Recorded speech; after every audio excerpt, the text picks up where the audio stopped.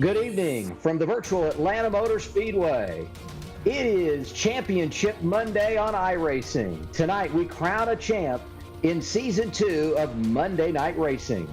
Who will it be? Nick DeGroot, Will Rogers, Anthony Alfredo, or Preston Pardus? Find out as we bring it all to you tonight, courtesy of Podium Esports. Welcome in, everybody, once again with Darrell Waltrip, Larry McReynolds. I'm Adam Alexander. It's so good to have you with us on this Monday night. Guys, we get the opportunity once again to broadcast one of these great events of Monday Night Racing. And we were here for the regular season finale.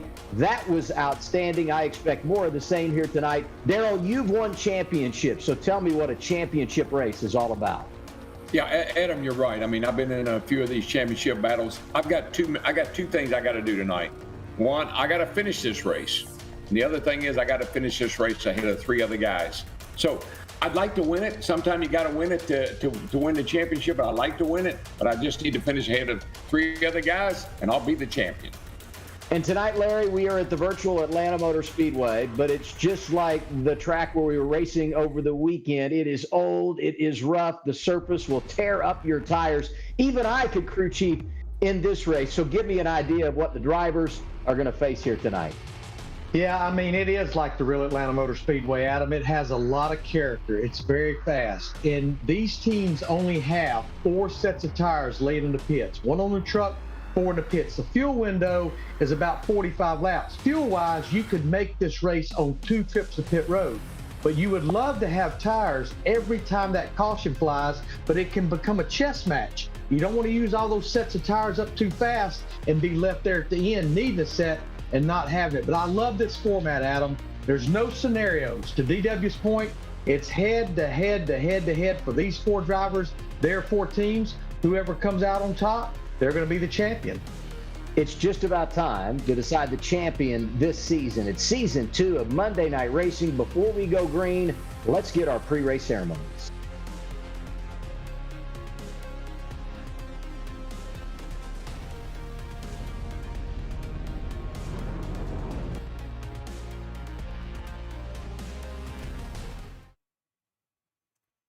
Hey, would you guys pray with me? God, I just pray that these men and women that race today would honor and glorify you with everything that they say and do. Watch over them, give them a great race. In Jesus' name, amen.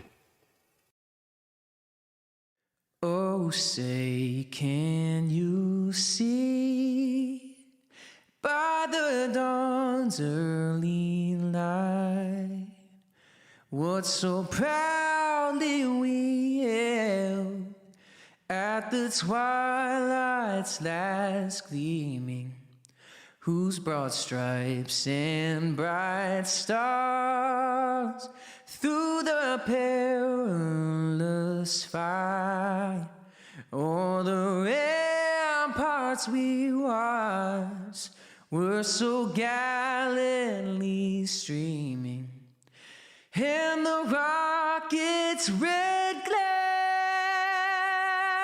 the bombs bursting in air, gave proof through the night that our flag was still there. Oh, say does that star-spangled banner yet wave o'er the land of the free and the home of the brave.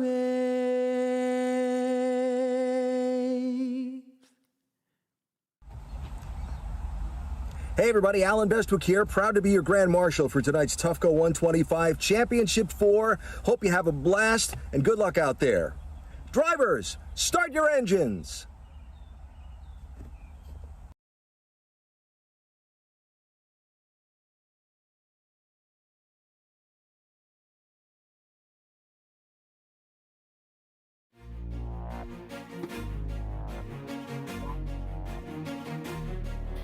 It is time to bring you the starting grid for this Tufco Flooring 125, the Championship 4 race for Monday Night Racing. And David Schildhouse is your pole sitter with a 30.728 fastest time on the grid. Also the most popular driver for Monday Night Racing. I got nothing, guys. We'll take a look at the full starting grid and get set and ready to go and see where your favorite driver is starting.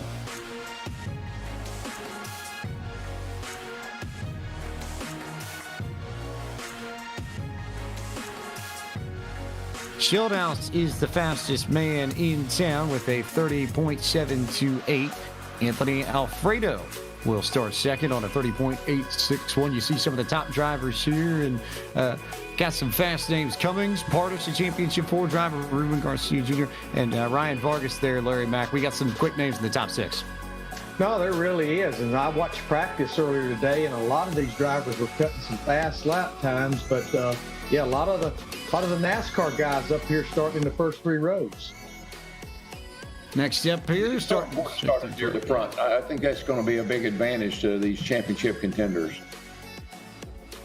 See some of the more accomplished drivers of Monday Night Racing coming across your screens. There's Nick DeGroot, who's part of the Championship 4 as well, starting in 15th position on the inside of row 8. Will Rogers is also back there too on the outside of row 9. A little surprised to see DeGroot starting that far back. He was awfully fast in practice. There's our Ford Martin there in the 07 starting on row 10. Brett Baldwick, a local sports announcer for the local Fox affiliate, back on row 11. Fox some fast cars. There's Ron Capps. I mean, Capps is pretty good at going straight. Might be struggling going around in a circle. Might be perhaps here. As we've got a few more names in the back. Steve Buffont, Ron Capps, Covey Moore, Devin Henry and company all back there. Seth Eckert with Garrett Miller. Mike Clay making his debut, the ESPN NFL reporter, starting the inside of row 17. Raj Carruth and Max Pappas himself. Debut for Max Pappas in Monday Night Racing, coming in at the very back end of the grid. Keep your eye on Max Pappas. He's fun to watch. Mad Max. He was in practice.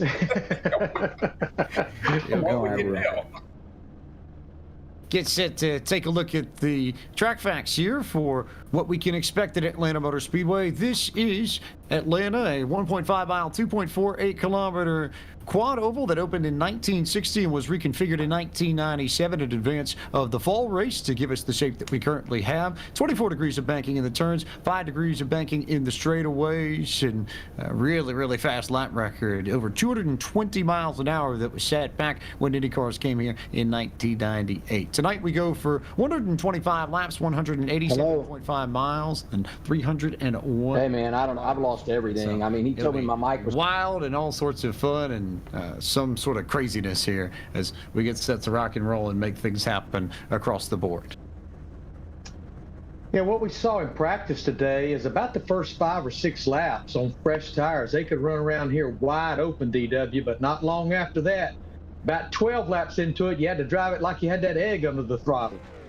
Yeah, you go down into turn 1, there's a huge dip as you enter turn 1. On fresh tires with a lot of grip, you can get over that bump and kind of hang in there, and the car will settle down on the right side and it'll come through that corner on the bottom. But as the tires wear a little bit and the grip goes away, you're going to be high in 1 and 2, and I think you'll probably still be low in 3 and 4 because that end of the racetrack's pretty smooth and there's a lot of grip on the bottom of the turns 3 and 4. And that bump is just as prevalent here in the sim as it is in real life, DW. And these drivers will try and avoid it, especially as we go on through the run, like you said, and they will shuffle up the racetrack to try and make sure that they've got enough grip on these things to last, 40, 45 laps, which is about the length of a fuel run that we're going to see here. It's about somewhere in the ballpark of 40 to 45 that we'll see depending on how things go. That's a good marriage. I think the tires and the fuel, the tires are going to be worn out about the same time you run out of fuel. So I think that's a pretty good combination. Should be a lot of fun here as we figure out which drivers will go to, I guess, a Monday Night Racing record books here and there as we get set for the Championship 4 race. We'll have lots of fun and see whether or not it's Anthony Alfredo, Preston Pardus, Will Rogers, or maybe, just maybe, a back-to-back champion in Nick DeGroot. He returns as the Season 1 champion and is set to rock and roll here at Atlanta and try to defend his title. And he was really quick in practice, Larry Mack, and I have a feeling, even though he didn't necessarily start well, my hunch is that truck probably is going to race really well, race better than it qualifies. I don't think we'll see him back in the pack that long. Again, like yourself, just basing it off what we saw in practice today, that truck seemed to have good long it's up now, but it's just like slow. It's like it's going to have to be caught. These early laps, when the trucks are all bunched up in the pack like they are, you just got to be cautious, not get yourself in trouble, and then work your way to the front as the race starts to unwind. You know, DW, I always like to say for those 4 championship drivers, you can't win the championship here in the first 20 or 25 laps, but you can flat lose it. Yeah, that's the number one priority is you got to finish this race. You're not going to be able to win a championship on the hook going to the garage. So you got to finish this race. Then you got to keep up with where the other 3 guys are. So that's the priority for these championship contenders. And making sure that you survive, which is something that we've seen some drivers struggle with over the course of some of these races. It's not important to lead the first lap, but as y'all always say on the Fox broadcast, important to be there for the last lap. It's David Schildhouse that's going to get us going under green in this season finale for Season 2 of Monday Night Racing. The Tufco Flooring 125 set to roll here. Pace truck is off, green flag is out. Schildhouse leads us down to the start-finish line, and we are underway for the final race in Season 2 of Monday Night Racing. DW Classic Atlanta, that outside line, even on the start of the race with fresh tires, it's just hard to get going on that outside line. Yeah, there's just no grip in that outside line. That inside always has the advantage. And I think there's just enough debris, and the trucks don't run up there enough to get a lot of rubber down. I think that's why you see a little wheel spin on some of these restarts. I think it's also tricky, and something that I don't think a lot of people realize with this package, and to some degree the Cup package, CW, but you drive off the right rear a lot here. And especially early on a green flag run, there's a bit of a balance you have to find between trying to make sure that you've got some right rear to work with at the end of the run, make sure you don't burn it off, but at the same time, making sure that you go get spots off these restarts, because the best time to gain track position is right now within these first 5 to 10 laps after we get the green. Yeah, you'll be able to tell if you're wearing out that right front tire, then you're leaning on it too much. You're turning the wheel too much. If you're wearing out the right rear tire, you got the thing a little too loose. You'll hear these drivers constantly talk about balance. I don't have the right balance. I need to get the front and the rear working together, and that's really the challenge on this racetrack.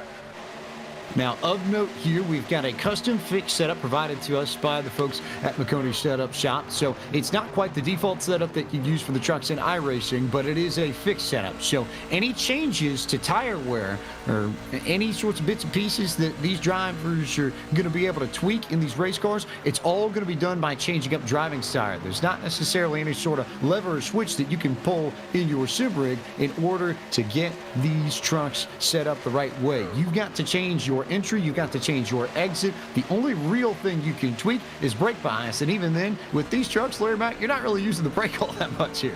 I think about the only time you'd use the brake pedal would be if you're coming to pit road to make a pit stop or if something big time happens. I've been watching Anthony Alfredo in that 38 truck running second. Of course, he got 500 miles in yesterday at the real Atlanta Motor Speedway. He keeps trying to work that bottom, DW, almost trying to paint that white line. Yeah, well, that's what they call that Harvicking. He's trying to get down there and do that Harvick thing, get that left front tire. There is grip down on the bottom of the racetrack. See that white line down there? You get those left side tires, you get a little heat in those tires, and down on that white line, it really hooks up, and you got a lot of good speed around the bottom. So some guys are going to ride the bottom and try to hang in there. Other guys are going to go to the top. And you're talking about tire wear. You know if you're leaning on that right front tire and you've got to stop doing that or you're going to wear it out or blow it out. Same way with the right rear. You know if you got it hung out too much. So what I love about these fixed setups, it's all in the driver's hands. He has to make all the decisions about how he's going to run and how he's going to take care of his equipment. A lot of variables that are going to be in play over the course of these first, call it 45, 50 laps here. This first green flag run, as we look at some of the battles in mid-pack, you see Matt Stolnick there running in the 14th position, the NASCAR-colored Ford F-150 there. Just behind Gabe Wood, TJ Majors is there, Nick Sanchez in the black truck coming onto your screen says one truck gets loose, two trucks get loose, and a wreck right in the middle of the racetrack. No yellow flag, though, but heavy damage, it looks like, to one truck up there. I believe that might be Ruben Garcia Jr. in the Kennels machine that got a good amount of damage in that, and heavy smoke coming out of the back of his Toyota Tundra. Yeah, and just to iterate the rules, they do get one fast repair. They can get one brand new car throughout this 125-lap race, but that's it. One and one only. Yeah, and I'm sure that some of those guys that were involved in that accident, they were hoping for a caution so they could come in the pits and make the repairs or change to a different vehicle, but no caution. And listen, the other thing is very important, clean air. I don't know if we talk about it enough or not, but when you're out front, like the Shieldhouse is, that clean air is so valuable to him. That's why he's able to really hold the lead and kind of run his own race. But clean air is huge. DW, I've been watching that 97 truck, that green and black truck there, Robbie Lyons running in fourth. He has been working against the wall both ends of this racetrack, and he's definitely been making up some ground. He's running laps about as fast as the top three. There you see Robbie from Seminole, Florida in the 97 truck. Yeah, it's all right to scrape that wall a little bit. There's a little speed up there right next to that wall. You just can't hit it.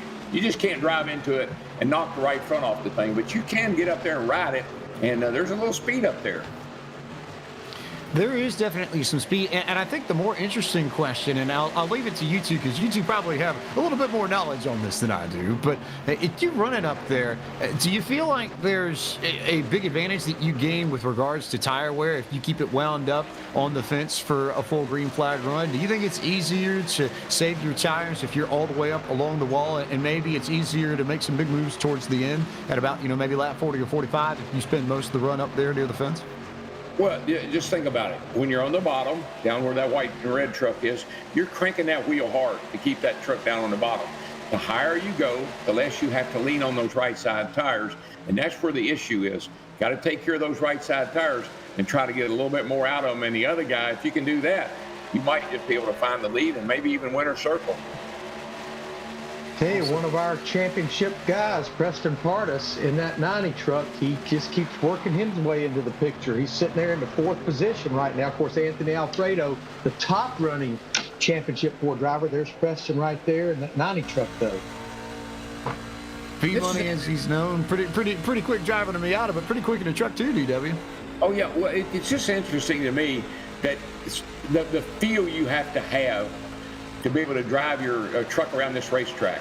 I'm used to grabbing that steering wheel and cranking it to the left, and I feel it in my butt, I feel it in my hands, I in my eyes. I got a lot of my senses at work for me. Here, it's really all about just controlling your truck with your computer, and that takes some skill. It's a different kind of skill than what maybe I'm used to, but it still takes a lot of skill to get these trucks to go around the racetrack the way they do. I think the best equivalent, DW, is if you go into one of those sensory deprivation tanks and you put a blindfold over your eyes, you can't see, but it allows you to hear a little bit more and feel a little bit better. And I think that's the same sort of thing that these drivers are working with. You don't necessarily have that butt feel. You don't necessarily, have the forces that you can feel going through your legs and your arms, but it forces your eyes to work a little bit harder, and you can see when the truck is going to sort of step out behind you and get a feel for it that way. And it trains you, I think, in a different way than it would if you were driving in real life. Yeah, I think simulation is huge. I don't know if any of these guys get a chance to go to the manufacturer's simulators or not, but that would be a big advantage. But just knowing and experience. I mean, you can't beat experience in any of these races that you run. But if you've got the experience and you know what to expect and you know what that truck's going to do, and you know how to respond, that's a big plus. I tell you, one thing they're feeling now is we are 15 laps into this race. We've been caution-free. Is the pace has now slowed down well over a second, actually about a second and 3/10, second 4/10. So you see your pylon on the left-hand side, Nick DeGroot, he's made up a little bit of ground. About 3 laps ago, he was running about 18th, so he's made up a little bit of ground. But if you see his lap times, you know, they're close to what the leaders are running right now. So I don't know if he's just been sitting back there kind of taking life easy, just taking it easy on everything early in the race. I think a lot of that, Larry, is saving your equipment. Nick's a smart guy. You know, he's defending champion. Smart guy. You got to save a little something for that last 10 or 15 laps of these runs. And that may be what he's up to. A smart guy with experience. He could be using that experience to his advantage right now. Just a note for you watching at home, the lap times that you see on the right-hand side of your screen are the fastest laps these drivers have run in the race. For everybody, that pretty much came within maybe about the first 5 or 6. Last time by, your leader, David Schildhouse, ran a 32.6, which is about now maybe 1.4, 1.5 seconds off, like Larry just said. So there's a pretty significant tire fall off, and that in turn, I think, underscores the importance of fresh rubber, especially if we get a late restart, Larry Mack. We've seen it so many times here, regardless whether or not it's the trucks or the Xfinity Series or the Cup Series. If you can get fresh rubber on a green-white checker, you got somebody you're racing that, you know, has maybe 20, 25 lap old tires, and it makes a world of difference for you. I mean, yesterday in the Cup race at Atlanta Motor Speedway, they hadn't even really got up to speed after a restart. The caution came back out, and here they come right down pit road getting 4 more fresh tires. And folks, just so you understand, when you got 4 fresh tires on your truck, you can run wide open. You can run around the racetrack wide open, and you can do that for 3, 4, maybe 5 laps. But then all of a sudden you got to back off a little. So you got to get off the gas. You got to drive in a little easier. It's a little longer to get back in the throttle before you get it wide open. So everything just slows down. And the longer you go and the more the tires wear, the slower you go. You feel like you're crawling sometime, but all that matters, just remember, all that matters, I'm better than everybody else. That's all that matters. Tell you though, we're 20 laps into this run, and we've got them running at the bottom of the racetrack. We've got them running at the middle. Look at these 4 right here. They're running about 4 different grooves going through turns 1 and 2. Well, that's why drivers like this racetrack so much, Larry. You know, a lot of tracks you just don't have any options. You got it stuck on the bottom, stuck on the top. Here, as you said and as you saw, you can run middle, high, low. Just depends on your driving style and what the truck feels like. Looking at Nick DeGroot in the 89 machine that you all just talked about a few moments ago. Now up to 14th. He just cleared Stephen Ellis in the 46 truck. And I think you might be on to something there. He may be waiting his moment because, again, we still have over just about 100 laps to go in this race. So there is plenty of time for, A, yellow flag to bunch this field back up, and B, for DeGroot to manage his tire wear, get this thing wound up in a long run, and then go run down everybody in front of him and get himself in the battle for the championship like Alfredo, Pardus, and Rogers currently are. Yeah, what I liked about DeGroot, I was watching his hands on the steering wheel, and he's taking it easy. He's not turning the wheel too much. He's not fighting with the truck. He's just holding, as I like to say, he's holding a pretty wheel. You can see here, and that's how you make those tires last longer than the other guy. You got to be sure not to be throwing that truck around and abusing those tires. We use the word grip a lot, and try to make you understand what we mean when we say grip. When these tires were brand new, when they were fresh and they started race, think about having nice new tennis shoes on the basketball court to play basketball. 20, 25 laps into this run, it's like putting your Sunday go to meeting church shoes on, slick bottoms out there trying to play basketball on that same court. No grip whatsoever. It gets tricky, it gets tough, and the fact that track temp is currently 104 degrees Fahrenheit is not going to help either. Air temp is relatively cool by comparison in this sim. It's only 67 degrees Fahrenheit on the racetrack here as we run late August in sim. The in-sim date is August 23rd, 2021, running about 4 p.m. local time. So in sim, it's a late August afternoon, so you're going to have some heat, but the track should cool down a little bit as we go through this race, and that should give the drivers a little bit more grip to work with, especially as the track gets rubbered in and we get closer to the end. As you take a look at Robbie Lyons, Anthony Alfredo, and Preston Pardus. Of course, Alfredo and Pardus, 2 of the Championship 4 drivers racing for the title this evening. Right now, it would be Alfredo's, but again, long way to go. A lot that could still happen. Yeah, well, remember too, I'm not sure of what the rules are about tire pressure, but the lower you can start this race with your air pressure as low as you possibly can stand, that's going to help those tires last a little bit longer, and the tires are going to build up a little bit, and you're going to gain a little bit of speed. So, tire management, how you do it, it's more up to the driver than it is the crew chief in some cases. But you've got to be able to manage those tires and get the most out of them that you possibly can. And this track is notorious. You can look at the surface; it's worn out, and then it's like that cheese grater that Larry was using yesterday. It will absolutely eat these tires up, and you'll be into the cords by the time you get ready for a pit stop.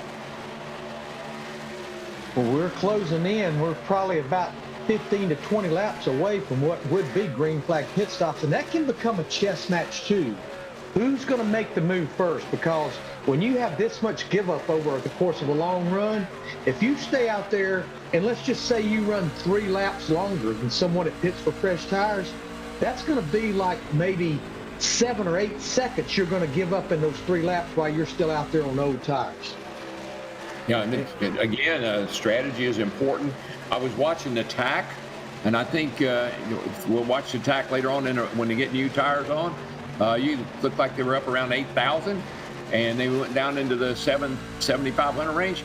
But when this thing has got good tires on it and you got good grip, you're going to keep that tack right around 7,500, 8,000, not drop off like you see us doing here, where you just can't get back in the throttle and you got to slow down in the middle of the corner. You're right, with TJ Majors there in that 2 truck, he kind of keeps inching his way forward, sitting back there in 8th position. Of course, TJ is a spotter for Cup champion Joey Logano in the Cup Series. Yeah, Dale, he spotted for Dale Jr. for a lot of years, and I always felt like from my experience in the booth and listening to spotters that TJ was maybe one of the best spotters that I'd ever heard. I know Dale Jr. told me that he was really, he trusted TJ. He made great calls. He helped him win some races. I really like this guy as a spotter. Now, let's see, we'll check him out as a driver and see how he works out. Doing a pretty good job tonight. And you know what I like, Larry? It's fun. These guys all have different backgrounds. They're not all race car drivers. Some of them are TV analysts. Some of them are spotters. Some of them are mechanics on different teams. But this kind of reminds me, Larry, how many times have you had a guy working in the pits that would say, well, why doesn't he do this? And why doesn't he do that? I just don't think he's driving this vehicle right. And this guy's never driven before in his life. So this gives you a chance to go out there and say, okay, you think you're such a hotshot big boy? Let me see how you can do. I talked about Brett Baldock earlier, reporter for the local Fox affiliate here, in that 4 truck. Right now, Brett is running back in the 25th position, about a half a lap down to our leader, David Shieldhouse. Larry, you know what you say about that 4 truck? They got work to do. They got work to do. Unfortunately, there's no work you can do, but it's a fixed setup. You're going to have to lean on somebody. But Atlanta, again, this racetrack is so, these vehicles are doing exactly like Cup, Xfinity, or anybody that races here. Because of the condition of the track, they get so strung out. One guy's a little bit better, and he gets, and that little bit of difference can make a huge difference in as far as how you get running to the rest of the field. So it's a tough racetrack to get around, and they get separated like we see now.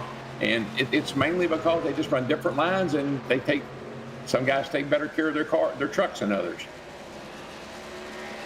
Looking at Preston Pardus once again racing in the 2nd position. He's about 1.5 seconds back of your race leader, David Shieldhouse. But as it stands, it is Pardus in control. And a big note here, Anthony Alfredo has throughputed and lost connection to the server. So for those who aren't aware, sometimes internet connections go awry and go off, and sometimes you can lose internet in the middle of a race. So Alfredo is going to have to reconnect to the server and get back into his truck and then try and catch back up. Now, we may have a few yellow flags, and he may be able to get a few wave arounds, but that's going to set Alfredo back somewhere in the ballpark of maybe 6 to to 7 laps if he is able to jump right back into the servers. So we'll see whether or not it was just an internet blip on his part, or whether or not there was some sort of extenuating issue with his computer that was an issue. But it's one of those weird gremlins, DW, that we don't necessarily expect to happen in a place like this. But every once in a while, just with the way technology is, it isn't perfect and it happens. Look, it's just, you can have you can warm your vehicle up in the garage, push it out on the line, and get ready to go out on the track, and it won't start. It's just electronics, and there's so many people that have so much electronic. Should I get in? They all depend on electronics, and it doesn't take much to screw something up and go haywire. Well, and Denny Hamlin's daughter, she just hit his remote control and unplugged his whole apparatus right there. Now, we're starting to see some green flag pit stops. It's more the drivers that were back there in the latter part of the lead lap, like Ruben Garcia, James Davidson, Gabe Wood, Nick Sanchez, trying to take advantage of these fresh tires. What they're doing, DW, we call it short pitting, trying to take advantage of getting fresh tires, hoping a caution doesn't burn you.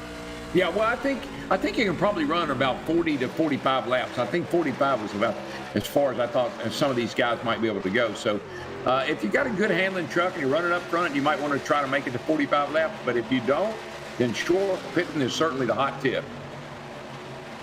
Short pitting could be interesting, especially if you don't necessarily have the pace to compete with everybody. But as we spread this field out under green flag, we'll remind you that tonight's broadcast of Monday Night Racing is brought to you by Tufco Flooring. Tufco Flooring is an industrial flooring company specializing in custom floors and drains. They don't believe in a one-size-fits-all approach, and neither should you.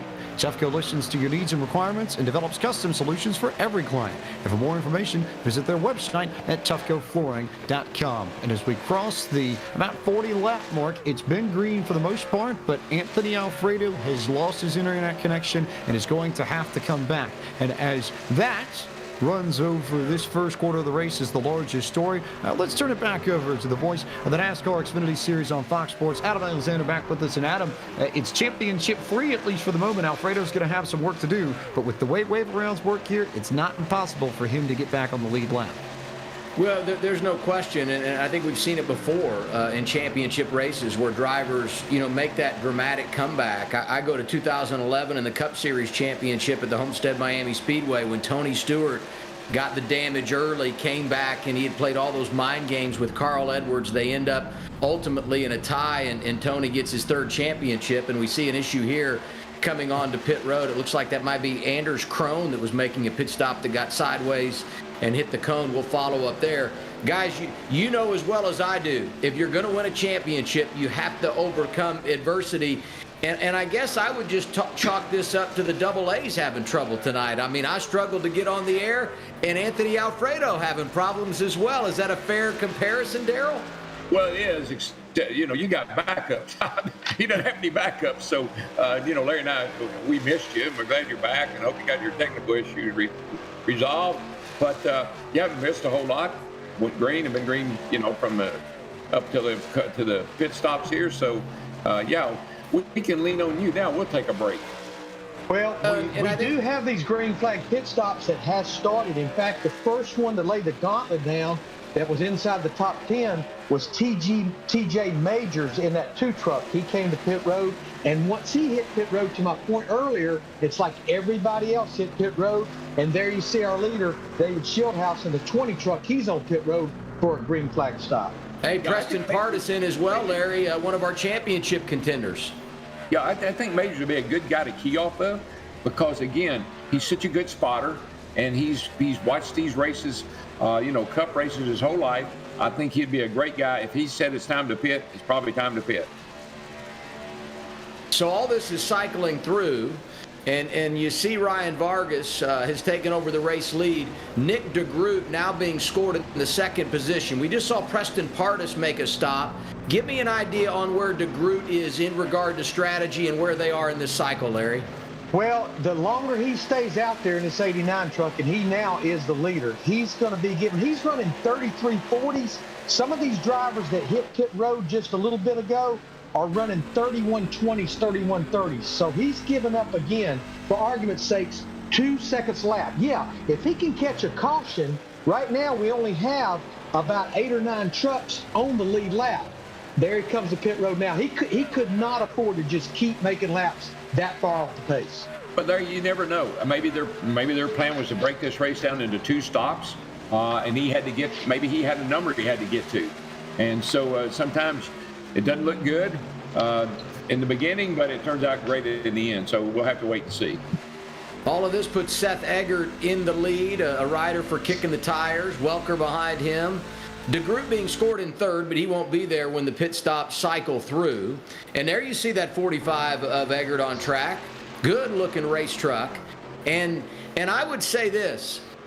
You add the strategy element of when do you pit on top of going for a championship. And this is one of those circumstances, and I'd like you both to talk about this from the driver and the crew chief seat. And that is, do you make these calls on a gut reaction, gut feeling, or is this all planned out ahead of time? Because I've got to believe in a championship scenario like this, you've got one eye on the competition and one eye on your program. Yeah, I think Larry could probably answer that better than I can. Here's what I know. The field is strung out. And right now, I'm not racing anybody. I mean, we see a lot of trucks to the group right here, but I'm just trying to hit my marks, do the best I can, and wait for that crew chief to call me in, because I'm ready. I want to come now because I need tires, but I'm going to wait for the crew chief to make the decision. And if you look at Pardus in that 90 truck and Will Rogers in the 55 truck or the 65 truck, they kind of pitted together. But then I look at Nick DeGroot, he came later, and now he's sitting, well off of where these guys are at right now. So it can be a slippery slope. I think the mentality, DW, in all of your championships, you went into that last race focused on 1 or 2 drivers. You didn't care about the other 37 or 38. And in my book, and I know Anthony Alfredo has had the issue, those 3 drivers don't need to worry about anybody else but each other, because that's all they're racing for this championship. Yeah, I mean, you don't have to finish ahead of the whole field. You just got to finish ahead of 3 guys. That's all you got to worry about. To update the situation here, we're closing on halfway. David Schildhouse is the race leader as we have cycled through green flag pit stop. Schildhouse from Scottsdale, Arizona. He's a NASCAR spotter. And right behind him, 2 of our championship contenders. You have Preston Pardus running second, Will Rogers in third. They have made their green flag pit stops. And look at Nick DeGroot. Now, he pitted much later, and that cost him on track. But at one point, he was scored back outside the top 25. Larry, give me an update on lap time, because DeGroot has now worked his way to the top 15. He appears to have one fast truck in that 89. Yeah, because he's got a little bit fresher tire, he's about a 1/10 to a 1/10.5 faster than, say, Preston Pardus and Will Rogers. But what we also see a lot of times, Adam, is somewhere it kind of evens out. It's not like he's just going to continue to be a 1/10 or a 1/10.5 faster than those 2. It's going to kind of find its place, and they'll be pretty much on even ground. But again, Adam, it's strategy. So he came later. So those guys are going to have a bit of a lead on him right now. But then when they have to pit again and he can be able to stay out, he'll be able to close that gap again. So it really, I think, Larry, you can answer this. Sometimes you got to run these races backwards. And sometimes you got to think, where am I going to be when I make my last pit stop compared to the competition? And is that where I want to be if I wait that long? So sometimes you got to run these races backwards so you can figure out where you're going to be at the end of the race. Yeah, he just ran a 31:40 that time, and right now, I'm not going to give you the interval that he's behind the leader, but he's about 12 seconds behind Preston Pardus in that 90 truck, talking about Nick DeGroot. Yeah, well, that group at the front right now is Schildhouse and Pardus and Rogers.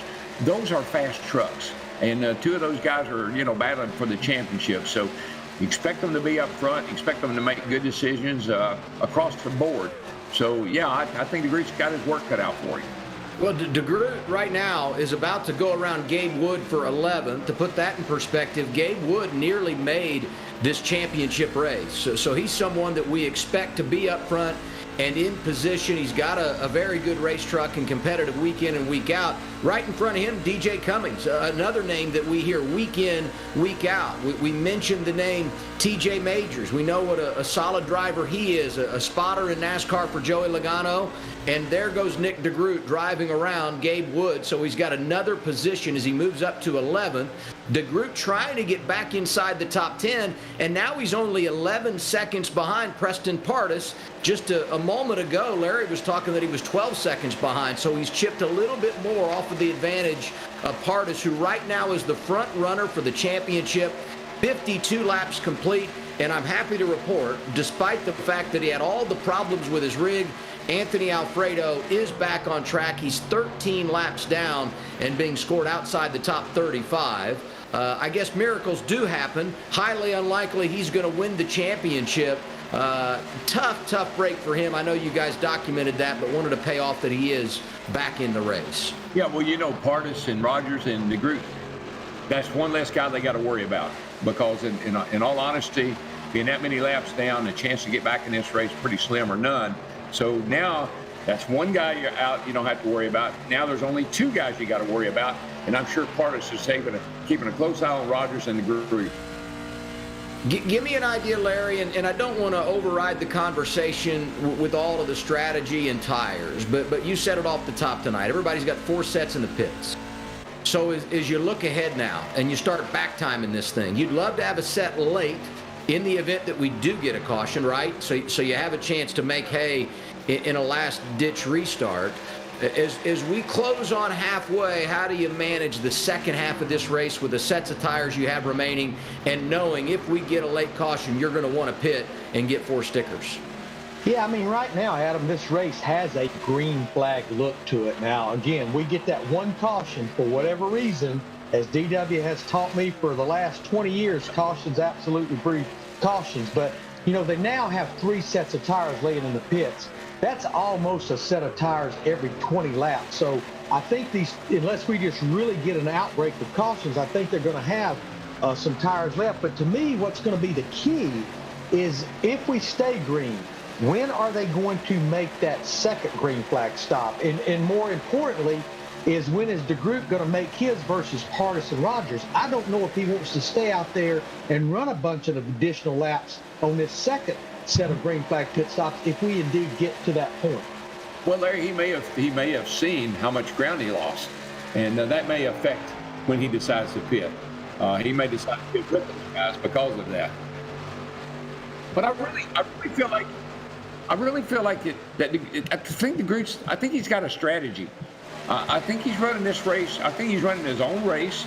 I think he's broken this race down into 3 segments, and I really like his strategy. I think it may pay off. We'll see. We're 4 laps away from the halfway point. Schildhouse leads Pardus, Vargas, Rogers, and Carruth. Let's get an update from James Pike.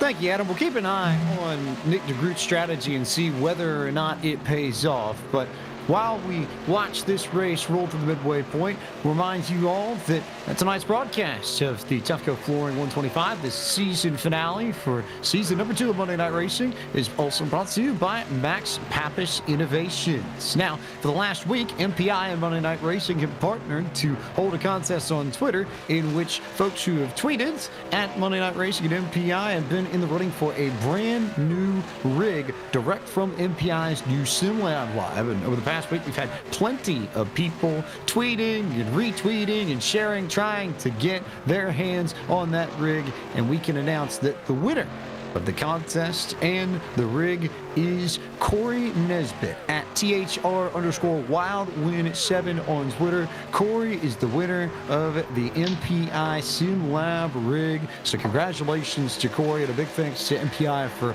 all of their support during season 2 of Monday Night Racing. Of course, MPI, the world's premier manufacturer of steering wheels, founded in 2009 by Max and Tatiana Pappas. Max, of course, in tonight's race in Mooresville, North Carolina. MPI takes every aspect of construction and safety to heart to build their products in the most accurate and dedicated way possible. MPI partners have claimed 13 NASCAR championships, 4 World of Outlaws championships, 2 IndyCar titles, 2 Australian Supercars championships, and 1 NHRA championship. And you can find out more about them at www.maxpappasinc.com. So pretty cool. I would say.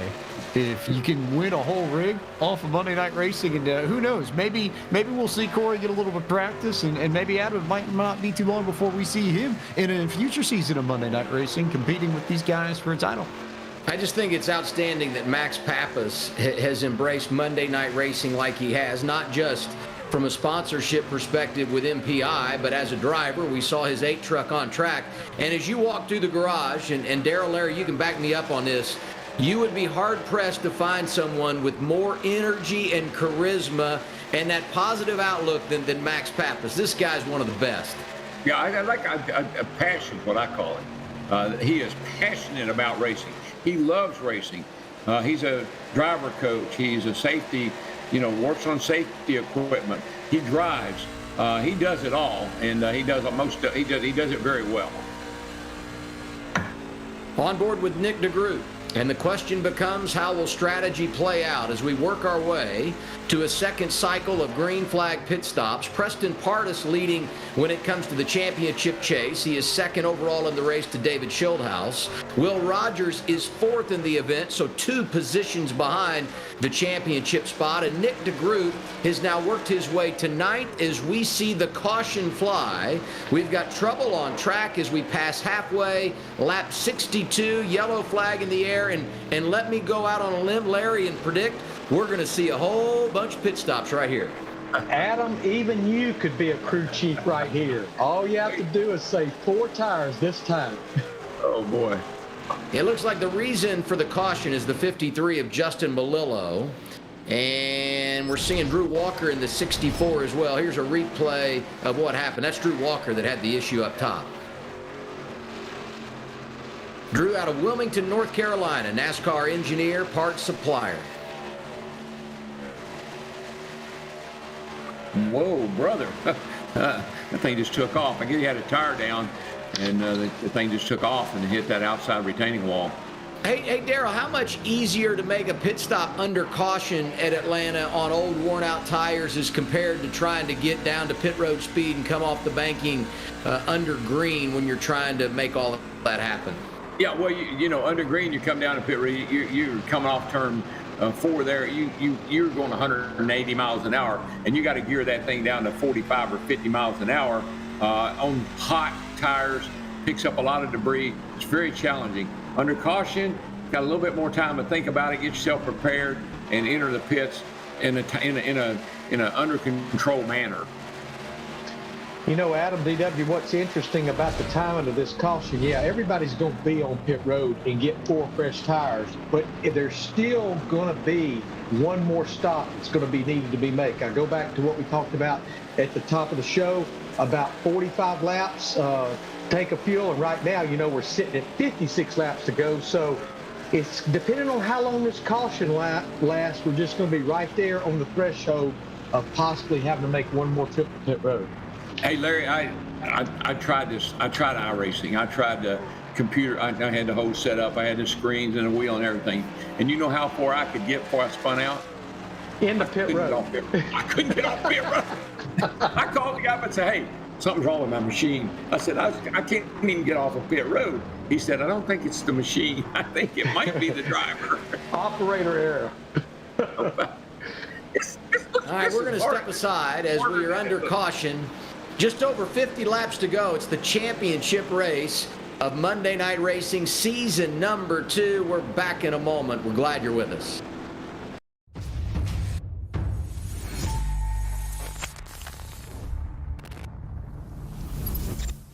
At McConey Setup Shop, we offer custom-built setups for any asphalt oval car.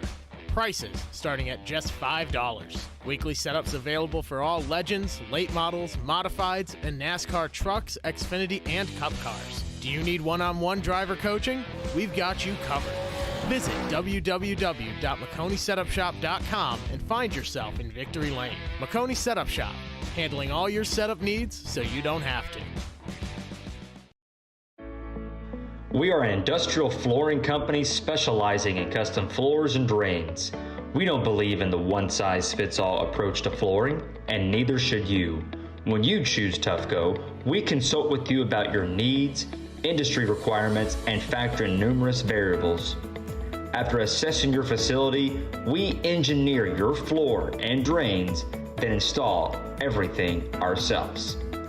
That's the Tufco way. Visit our website at tufcoflooring.com.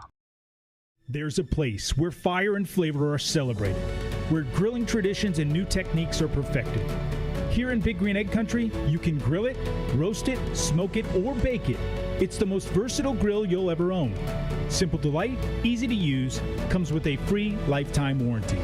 Have it delivered to your door by a certified dealer in your community and start enjoying the ultimate cooking experience. Shop online for home delivery at biggreenegg.com. That's biggreenegg.com. Matt's Pappas Innovations provides the best wheels for the best drivers. At MPI, we take every aspect of construction and safety to our heart in the most accurate and dedicated way possible. Before becoming an MPI product, our structures need to pass an internal quality control test. Our goal has been to apply our experience and knowledge to produce a state-of-the-art product for the racing community. MPI is a part of multiple champions across all of motorsports, including 13-time NASCAR champions, World of Outlaw champion, IndyCar, NHRA, and V8 Supercar. MPI, shaped by a racer for the best racers.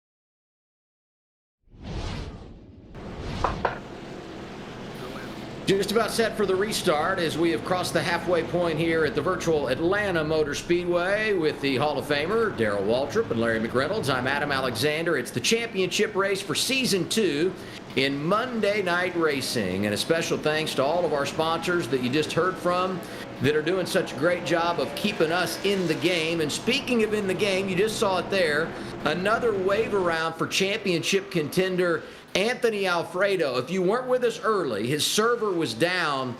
I think, Larry, he was as many as 13 laps in arrears. They're trying to get him back onto the lead lap because of the technical issues he faced so he can have a fair shot at winning this championship, and we'll see how it goes. He is trying to dig out of a big hole here as we get ready for the restart, DW. Yeah, right now, buddy, I'm telling you, you're sitting on a hot stove right now because you've been all spread out. You've been kind of running your own pace, running your own rate, running the laps the way you want to. Now you've got trucks all around you. This could get wild and crazy here for the next few laps. I love the restarts in Atlanta. 2, 3, 4 wide. So many options, especially as you come off of turn 2. And we'll see how it settles out as they make their way down the back straightaway. Schildhouse has really been the dominating truck since we made that cycle of green flag pit stops, and the best of the bunch when it comes to those running for the championship. Preston Pardus, he's second right now. You get such a big run, you get up high and you get a nice run off the corner, off of turn 4, off turn 2, really helps you down the straightaway. Shortest distance around the bottom, hang that left tire down on that white line, but a lot of speed when you can get that thing hooked up around the top.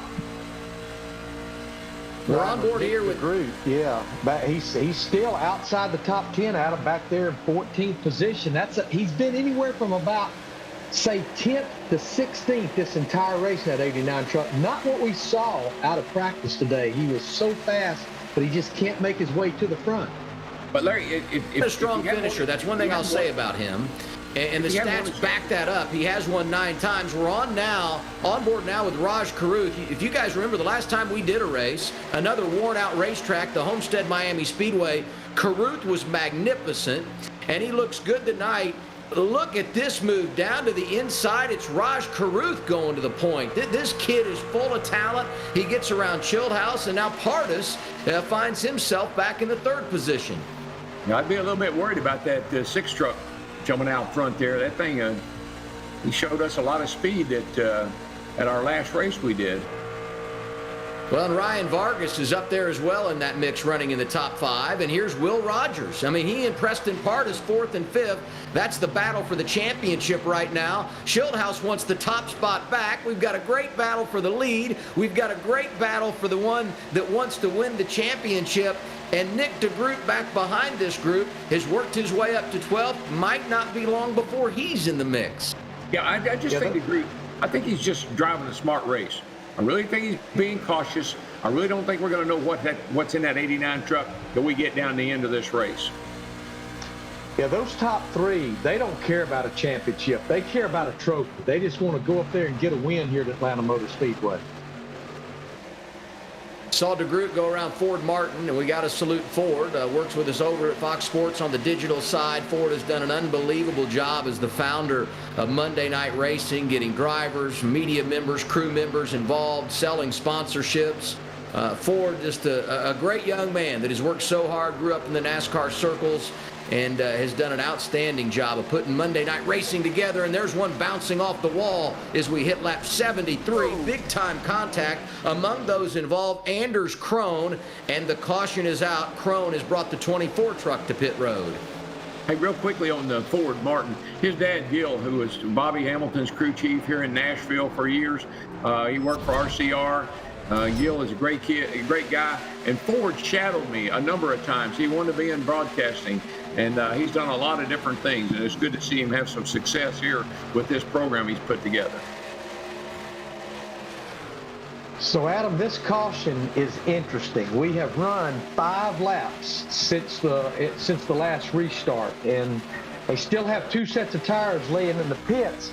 The good thing is, from right here, you could make it on fuel. So we could see a mixed bag of strategy, but I would think with 2 sets of tires laying in the pits that they're going to come make sure that thing's full of fuel and get those 4 fresh tires. Well, and I think, Daryl, as a driver, you want to get the tires every time, right? But on the other side of that, if you're a crew chief, you can't afford to stay out here because this thing does feel like we can have those long green flag runs. We saw it to start the race, and I think we've answered our own question here. We thought everyone would pit, and here they come. Feeding time on pit road. I still think DeGroot's got to keep an eye on. I think his race is playing out about like he thought it would. I think he's being real cautious. I don't think we've heard the end of him. DeGroot, of course, won the championship last year. And you don't win championships by accident. He won 6 races. He's won twice this season. And I think, Daryl, you make a great point. He feels like the veteran of the group that just has a real understanding how to pace it. And right now, even though he doesn't find himself running inside the top 10 on a frequent basis, he's in the game, and we've still got a lot of race to go. You saw James Davidson there in the 33. Hasn't run the full season, but he's been very, very good when he competes, a 2-time winner. And there is a look at the rundown. And I think the reason we saw Davidson maybe is he elected to stay out. So Davidson saving tires here, Larry, and he'll be the race leader. I don't like his chances on the restart, but if we get some late cautions, he could be the guy. Yeah, actually the top 5 stayed out. James Davidson in the 33, Nick Sanchez in the 96, Mark Rebellis in the 69, Ruben Garcia in the 88, and Mike Clay in 87. Now, they actually have about 5 to 6 green flag laps on their tires. So I don't know. That's right there borderline.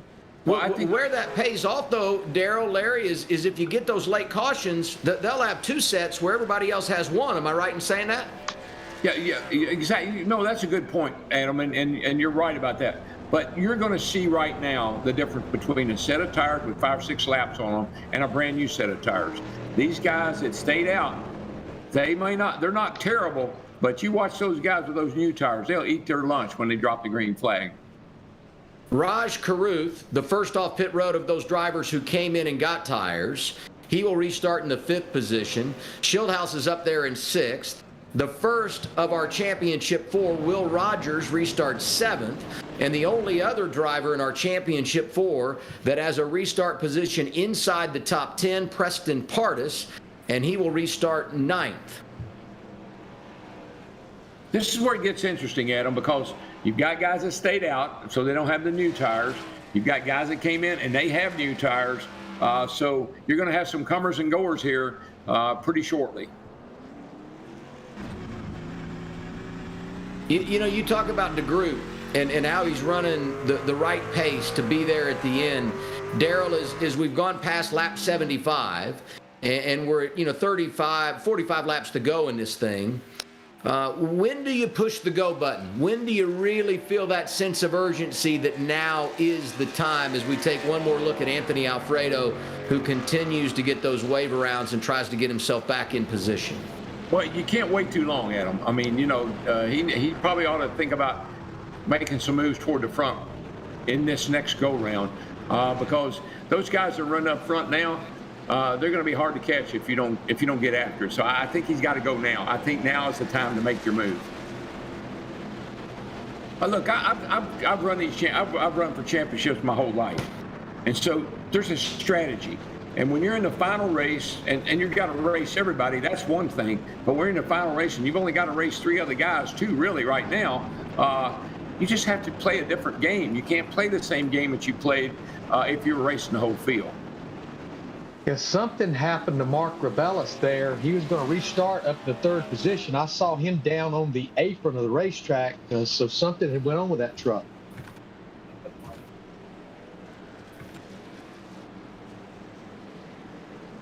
So we're just about ready to go green once again.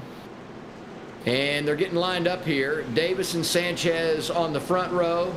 Carruth, Garcia on row 2. Rogers, Schildhouse on row 3 for the restart. You got Vargas up there, Pardus, Sexton, and Wood all inside the top 10. Alfredo is now being scored 2 laps down in 33rd.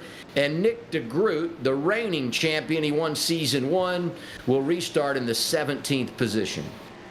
And Adam, just an update on the 69 truck, Rebellis. He actually had a pit road penalty, so he's going to restart all the way back in 29th position. Yeah, I think we'll know what DeGroot's strategy is when we drop the green flag.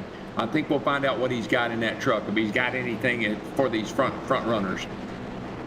Yeah, because if you save here, Daryl, we're at the point now, you get a long green flag run, and you're saving, you're out of the game. If he doesn't go here, and he doesn't get a caution, he's done, right? I think so. Because right now, there are some fast trucks up in the front of this field right now, and they're going to check out if you're not careful. Just over 40 laps to go as we get the restart. It's Podium Esports coverage of the Monday Night Racing Championship, and we're off and rolling once again at the virtual Atlanta Motor Speedway. And Adam, Larry, they don't have a restart zone.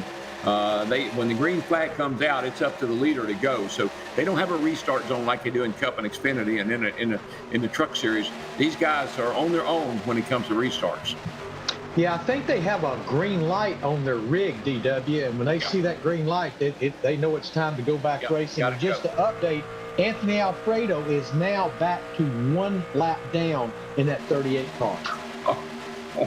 Some drivers have a green light. Daryl and his rig had a boogity light. That's what it was. That meant go on the restart, right, Daryl? It was in my seat. They pushed that button. Okay, I'm going. Hey, and look at this. We got a crash. Now, will this bring out a caution? And if it does, the question would become, on such a short run, will they come down pit road and pit? And yes, we do get the yellow. And that's a tough break right there. But what this will do, Larry, Anthony Alfredo, you said it, he was 1 lap down. This should allow him to get back on the lead lap, and with just over 35 laps to go in this thing, he's still got a chance. Yep. Yes, he does. I never would have thought that, but I really didn't know. I didn't realize how the rules work, so it worked in his favor. Hey, the replays here, Daryl, I got to tell a quick story. I was going to Las Vegas a couple of weeks ago for the race, and there was a guy behind me that admitted he knew nothing about NASCAR, but he was greeting everybody when they got on the plane, and everybody was wearing NASCAR hats and sweatshirts and T-shirts and the whole deal, and he starts putting 2 and 2 together that Las Vegas was hosting the race that weekend. And he inquired with a few fans about what's going on, and they would tell him, oh, the races are in town, and we're going out for the race. And he's commenting on STP T-shirts, and oh, you're a Kyle Busch fan, and so on. And eventually he said, I don't know anything about racing, but I sure am excited. Boogity, boogity, boogity, let's go. And I'm like, it's unbelievable. The guy says, I know nothing about NASCAR, but when he wanted to fire up the fans, he went right to DW's tagline, boogity, boogity, boogity. Yeah, Kyle Petty told me, he said, isn't it a shame you won 84 races and all you're known for is boogity, boogity, boogity.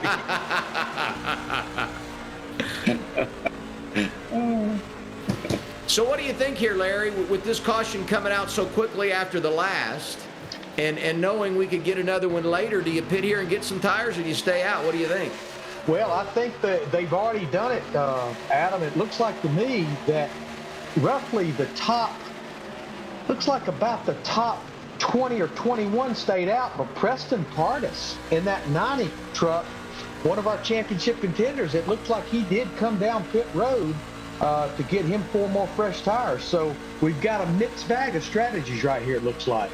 That could be the championship winning move or the one that takes him out of title contention if we get another caution. This is what we talked about, Darrell. Do you call this race from the seat of your pants? And strategy could go a long way in deciding who wins this thing.